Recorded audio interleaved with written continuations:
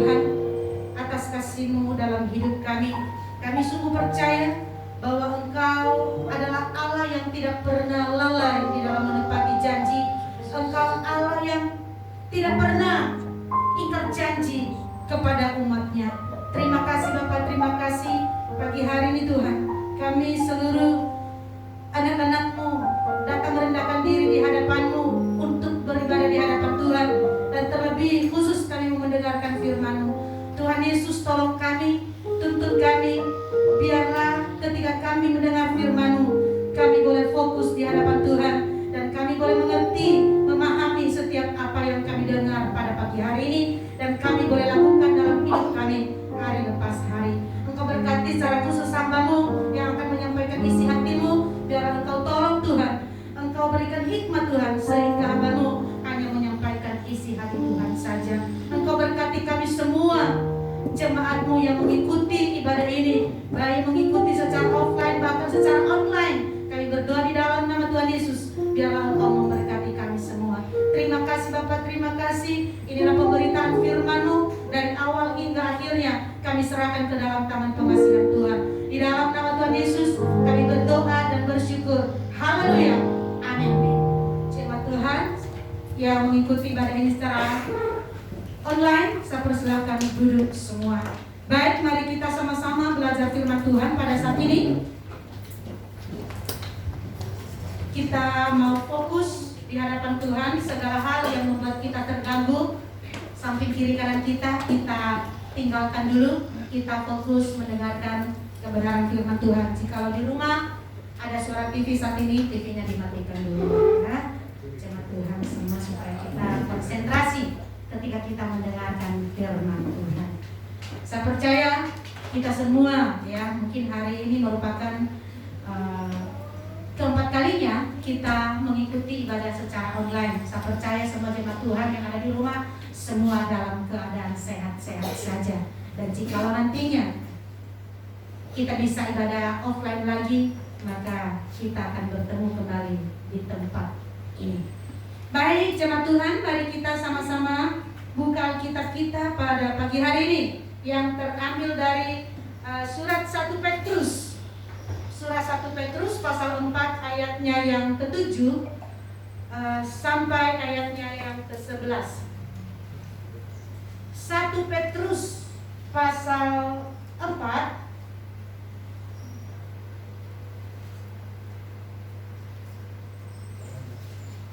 ayat 7 sampai ayatnya yang ke-11. Baik, saya akan membacakan bagi kita semua. Hidup orang Kristen, kesudahan segala sesuatu sudah dekat. Karena itu kuasailah dirimu dan jadilah tenang, supaya kamu dapat berdoa. Tetapi yang terutama kasihilah sungguh-sungguh seorang akan yang lain, sebab kasih menutupi banyak sekali dosa. Berilah tumpangan seorang akan yang lain dengan tidak bersungut-sungut. Layanilah seorang akan yang lain sesuai dengan karunia yang telah diperoleh tiap-tiap orang sebagai pengurus yang baik dari kasih karunia Allah. Jika ada orang yang berbicara, baiklah ia berbicara sebagai yang menyampaikan firman Allah. Jika ada orang yang melayani, baiklah ia melakukannya dengan kekuatan yang dianugerahkan Allah, supaya Allah dimuliakan dalam segala sesuatu karena Yesus Kristus. Ialah yang mempunyai kemuliaan dan kuasa sampai selama-lamanya. Amin. Haleluya. Kita sudah membacakan kebenaran firman Tuhan pada pagi hari ini. Kalau tema kita di bulan Juli ini, jangan menyerah, jadilah pemenang. Jangan menyerah, jadilah pemenang.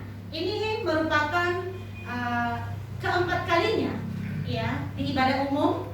Walaupun secara online kita dengarnya, ya, tentang jangan menyerah dan jadilah pemenang. Ya, kalau di minggu pertama kita belajar bagaimana caranya supaya kita menjadi pemenang.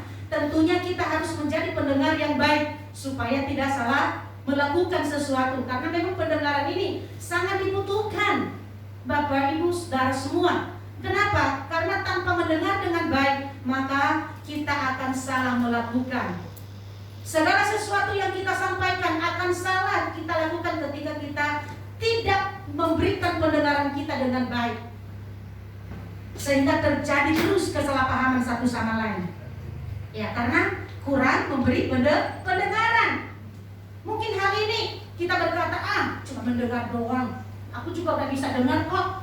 Tetapi kalau kita tidak memberi pendengaran dengan baik, maka apa yang kita dengar hanya lalu begitu saja, lewat begitu saja.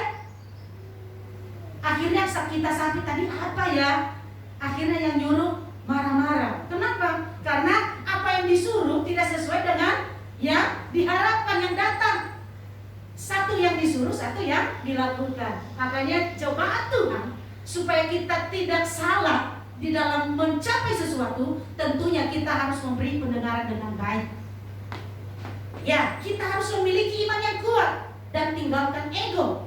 Di minggu yang kedua ada usaha, ada gerakan yang harus kita lakukan, ya, supaya kita mencapai sebuah tujuan. Ada ketaatan dan kita merespon dengan baik. Nah, di minggu yang ketiga, bagaimana caranya supaya kita menjadi seorang pemenang?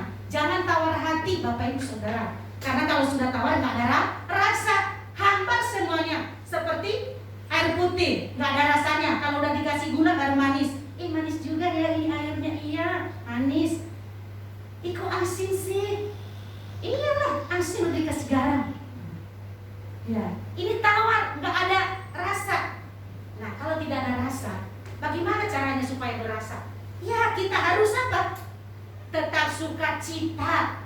Ya, saya review kembali. Tetap sukacita, tetap berdoa dengan iman, mengucap syukur dalam segala hal. Itulah kalau kita mau menjadi seorang pemenang. Jangan tawar hati Bapak Ibu Saudara. Dengan keadaan yang sekarang ini membuat kita jadi tawar, hambar kepada yang lain. Kasih kita juga hambar. Tetapi firman Tuhan mengingatkan kita kembali sebagai anak-anak Tuhan yang baik, yang manis di hadapan Tuhan. Jangan engkau tawar. Sukacitalah senang biasa. Tetaplah berdoa dan ucapkanlah syukur selalu. Nah, hari ini ya, bagaimana kita supaya kita menjadi seorang pemenang? Jangan menyerah. Apakah kunci daripada seorang anak Tuhan supaya dia menjadi seorang pemenang? Hal yang pertama, kunci pertama yang harus kita miliki sebagai anak-anak Tuhan supaya kita menjadi seorang pemenang. Pertama adalah kuasai diri, menguasai diri. Kunci pertama di dalam ayat yang ke-7, kesudahan segala sesuatu sudah dekat, karena itu kuasailah dirimu. Nah, hal yang pertama, kita harus menguasai diri. Kenapa kita harus menguasai diri? Karena tanpa penguasaan diri, maka segala sesuatu yang kita lakukan akan berantakan. Emosi yang meledak-ledak, keegoisan, kemalasan, kemarahan yang ada dalam diri kita, tanpa kita kuasai dengan baik, maka semua akan membawa kita ke dalam hal-hal yang tidak baik. Apalagi dengan kondisi sekarang ini, tekanan ekonomi. Kalau tidak ada uang di rumah, mau beli apa saja nggak ada uang, emosi cepat meninggi.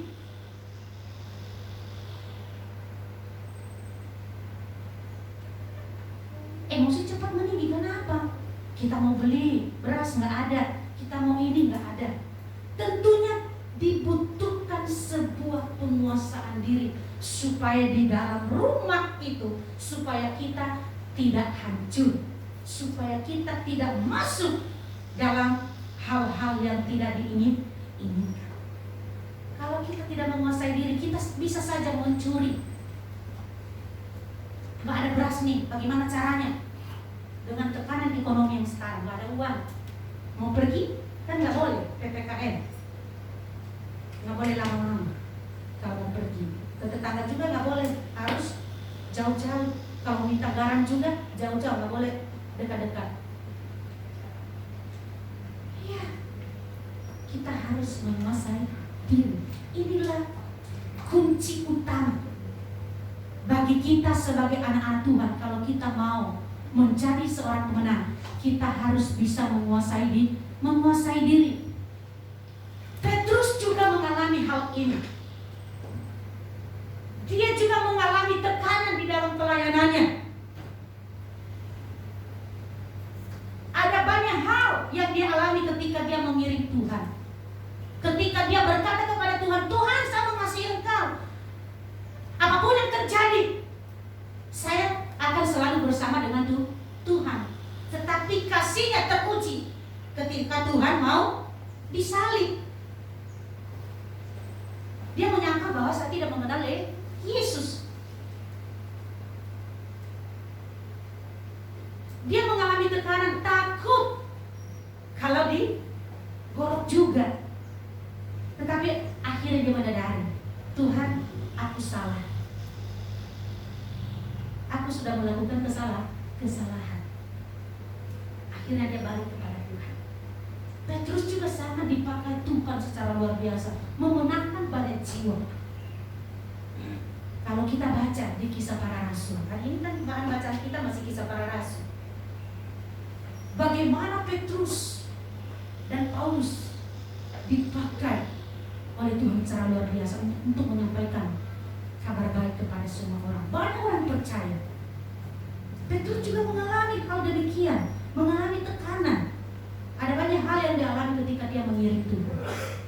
Tetapi dia mau berkata, dia mau berserah diri. Saya mau menguasai diri. Bagaimana saya bisa menang di dalam pelayanan ini, di dalam tekanan pelayanan yang saya alami ini? Karena tidak semua orang yang saya layani itu hatinya sama, pikirannya sama, sejalan terus dengan saya. Ada juga yang berseberangan. Ada juga yang hanya mengatakan iya aja, tetapi di belakang beda. Dia juga mengalami hal yang sama. Tapi dia berkata, kita harus menguasai diri. Kuasailah diri kita. Kesudahan segala sesuatu sudah dekat. Sudah dekat Bapak Ibu Saudara. Apakah ini berbicara tentang kedatangan Tuhan? Apakah Tuhan sudah mau datang hari ini? Kedatangan Tuhan dalam pribadi kita berbeda-beda. Marilah kita selalu siap sedia. Marilah kita kuasai keadaan kita. Ketika Petrus mengalami hal itu juga, dia berkata, Tuhan, ini aku. Tolong aku, biarlah aku bisa menguasai diri. Tanpa Tuhan di dalam hidup Petrus, dia juga akan bisa melakukan hal-hal yang kejam, hal-hal yang tidak berkenan di hadapan Tuhan. Kita sebagai anak-anak Tuhan, mungkin yang melayani di tempat ini, kita juga mengalami hal demikian. Kita mengalami tekanan, mungkin tekanan dalam rumah tangga dari orang tua. Tetapi kita juga harus bisa menguasai diri. Jangan sampai kita memberontak juga kepada orang tua. Kita menghargai orang tua. Kita harus bisa menguasai diri. Ketika kita bisa menguasai diri dalam segala situasi, maka kita akan menjadi seorang pemenang. Yang harus kita lakukan, kunci pertama yang harus kita tanamkan dalam diri kita sebagai anak-anak Tuhan, penguasaan diri. Kalau di dalam Galatia, buah roh terakhir adalah penguasaan diri. Itu baru yang ke-9, penguasaan diri. Kita harus kuasai diri. Kenapa? Bahwa salah satu ciri anak Tuhan yang sudah hidup di dalam Kristus, dia mampu menguasai diri, menguasai pembicaraannya, menguasai lidahnya, sehingga tidak mengatakan hal-hal yang tidak baik, tetapi yang diperkatakan adalah yang baik-baik saja. Amin. Amin jemaat Tuhan. Amin. Saya percaya yang mengikuti ibadah ini secara online masih online terus. Tidak ada yang tutup telepon, hanya online sebentar. Kita kasih jempol dulu, keluar lagi, ya. tetapi akan mengikuti sampai selesai. Baik mengikuti secara live di Facebook dan di YouTube. Nah, sama-sama kita diberkati oleh Tuhan. Mari kita menguasai diri. Kuasailah diri kita dengan baik. Tekanan boleh ada, sakit penyakit boleh ada, tetapi mari kita kuasai diri kita. Kita sabar terlalu lama. Ya, memang kesabaran itu perlu dilatih. Tidak akan lancar begitu kita katakan saya mau sabar. Dilatih terus hari lepas hari. Hal yang kedua, kunci yang kedua, kalau kita mau menjadi seorang pemenang, masih di ayat yang ke-7. Karena itu kuasailah dirimu dan jadilah tenang. Nah, jadilah tenang. Kita juga harus tenang dalam situasi apapun. Nggak boleh berasa brusuk. Tenang, slow, santai. Ya. Tetapi kalau kerja jangan bersantai-santai. Ya. Kalau kerja memang harus kita cepat supaya kita tidak ketinggalan. Kalau kita santai-santai kita ketinggalan kereta, ketinggalan zaman. Nah, tuh. Kalau santai-santai kerja, yang lain sudah santai kita masih santai-santai. Yang lain sudah selesai pekerjaannya kita ntar lagi. Kalau kerja mah nggak boleh tenang, nggak boleh santai-santai. Tetapi kalau ada masalah, kita harus tenang menyikapinya, menghadapinya, supaya kita tidak salah kaprah, tidak salah ngambil keputusan. Tetapi kalau kerja beda, harus kerja cepat, jangan lama-lama.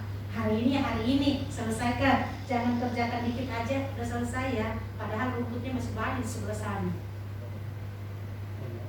Jadi kita mengerjakan bukan hanya ya itu aja, yang penting 5 menit sudah kelar. Ternyata di samping-sampingnya masih banyak pekerjaan kita. Iya, saya udah cuci piring loh, iya, tetapi yang lainnya masih berantakan. Nah itu masih berantakan yang lainnya, yang penting sudah dikerjakan hanya satu. Di dalam Mazmur ya, dikatakan bahwa hanya dekat Allah saja aku tenang. Kita buka dulu Mazmur 62 ayat 1. Ya. Boleh ditampilkan Abang-abang? Mazmur 62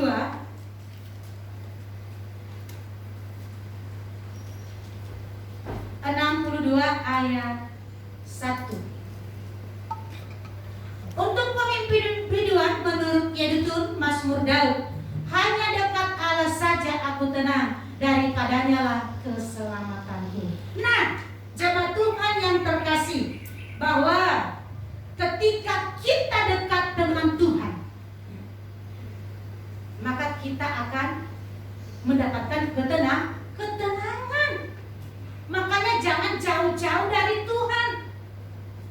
Keadaan apapun yang kita alami, jangan jauh-jauh dari Tuhan.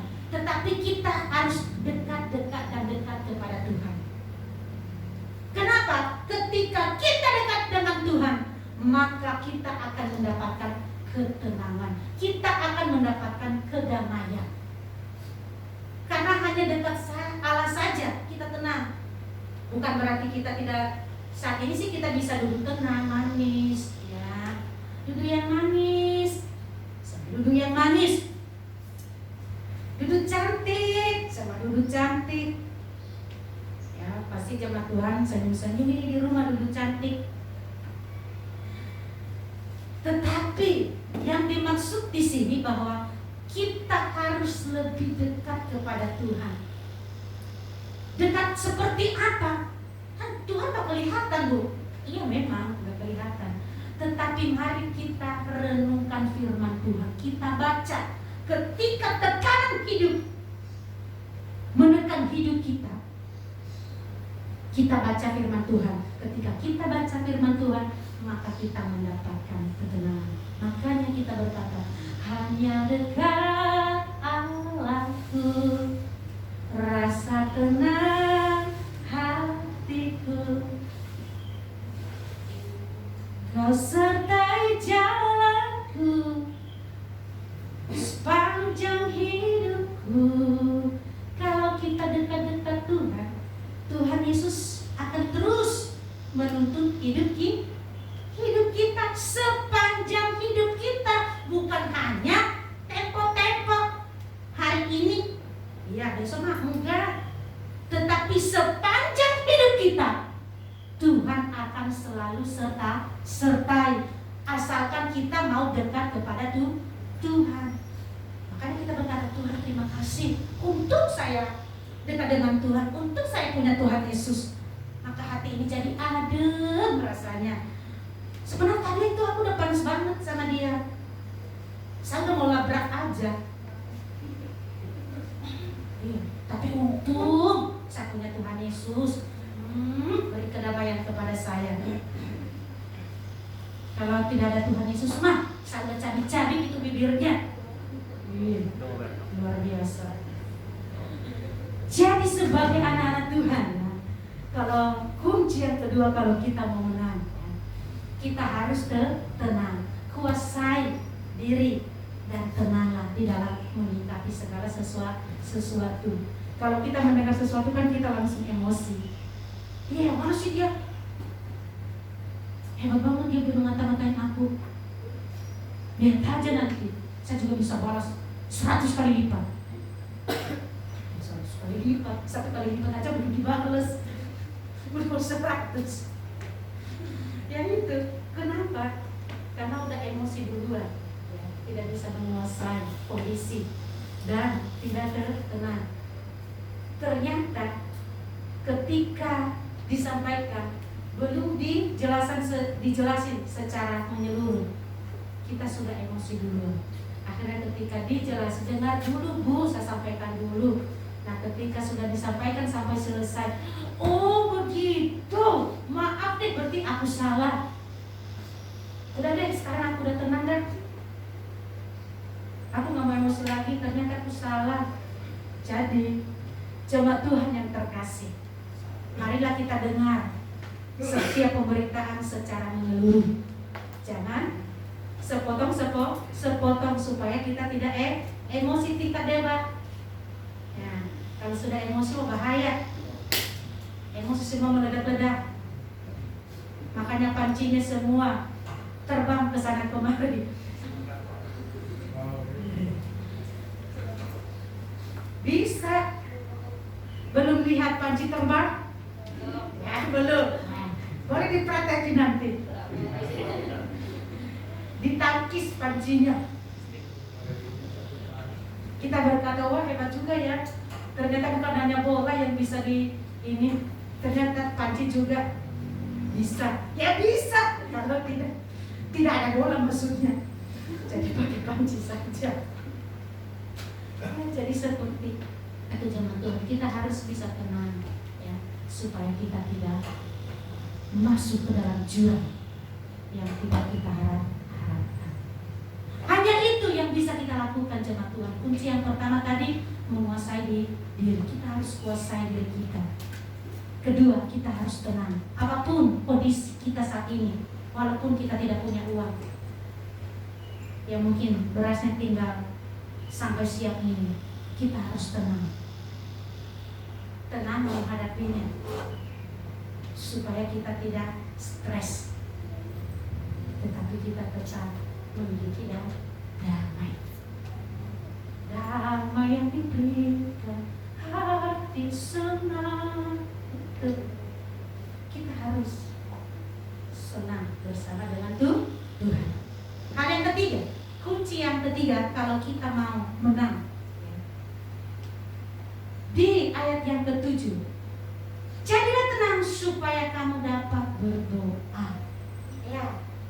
Hal yang berikutnya adalah berdoa. Kalau berdoa sudah disampaikan berulang-ulang kali. Setiap kali khotbah pasti pengkhotbahnya, para pembawa firman Tuhannya, jangan lupa doa.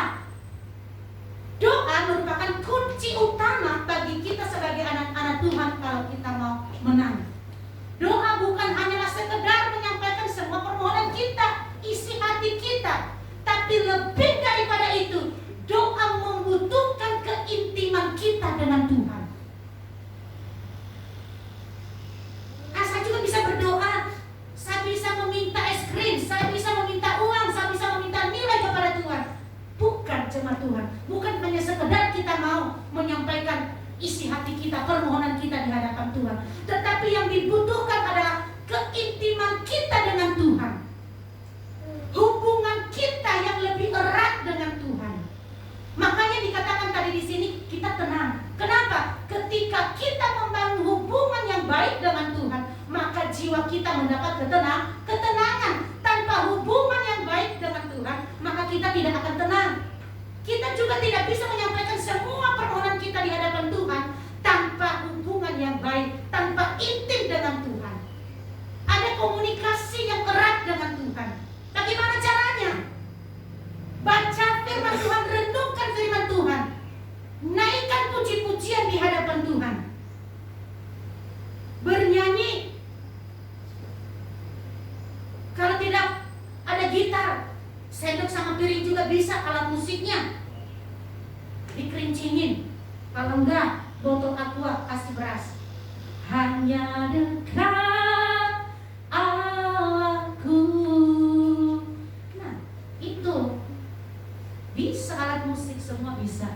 Mau sendok, panci boleh, pakai drumnya panci boleh.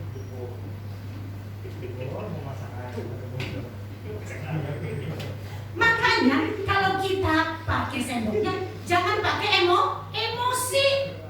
Iya, kita tidak bisa main musik pakai emosi, tetapi kita mainkan musiknya dengan hati yang baik, dengan hati yang senang, sehingga hasilnya bagus. Hanya dekat Allahku ini. Seperti itu. Harus ada keintiman dengan Tuhan. Jangan hanya kita, Tuhan saya mau menyampaikan isi hatiku sekarang. Ya, saya mau es krim sekarang Tuhan. Aku sudah kehausan. Tuhan bisa jawab secepat itu. Mungkin ada teman kita yang Tuhan beratin hatinya. Udahlah belilah es krim buat si anak. Kasihan dia udah sakit kerongkongannya, minum es krim. Dikasih es krimnya, Cornetto. Tetapi bukan itu yang diharapkan, bukan itu yang diharapkan Tuhan bagi kita. Tetapi kita mau intim, mau dekat kepada Tuhan. Makanya kita suka marah-marah. Saya juga udah sampaikan permohonan saya sama Tuhan sudah bertahun-tahun. Tetapi adakah kita intim dengan Tuhan? Adakah kita baca firman Tuhan? Adakah kita mau menyanyi untuk Tuhan? Seringkali kita sebagai anak-anak Tuhan, kita hanya rajinnya menyampaikan isi hati tanpa dekat kepada Tuhan. Tuhan, saya mau berangkat sekolah ya. Nanti saya mau deh nilai saya 10. Amin. Ya kita mau nilai 10, tetapi kita jarang dekat kepada Tuhan.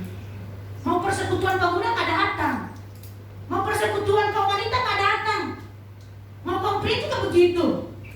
Mau sekolah minggu nggak pernah ikut sekolah minggu, mau online mau offline nggak datang. Nanti saya datangnya Natal aja. Bukan menyindir loh, ini cuma Tuhan, tetapi kita mau dekat kepada Tuhan. Dengan situasi yang kita alami pada saat ini, sebagai anak-anak Tuhan, kita dituntut untuk lebih dekat kepada Tuhan. Amen. Kita berdoa. Kita berdoa dengan keadaan kita.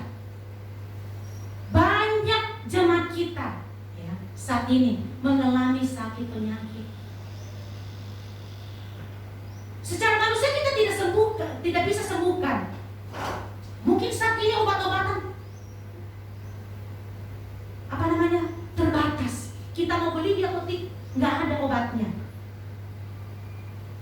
Mau vitamin C, tapi puji Tuhan ada di Alfa vitamin C.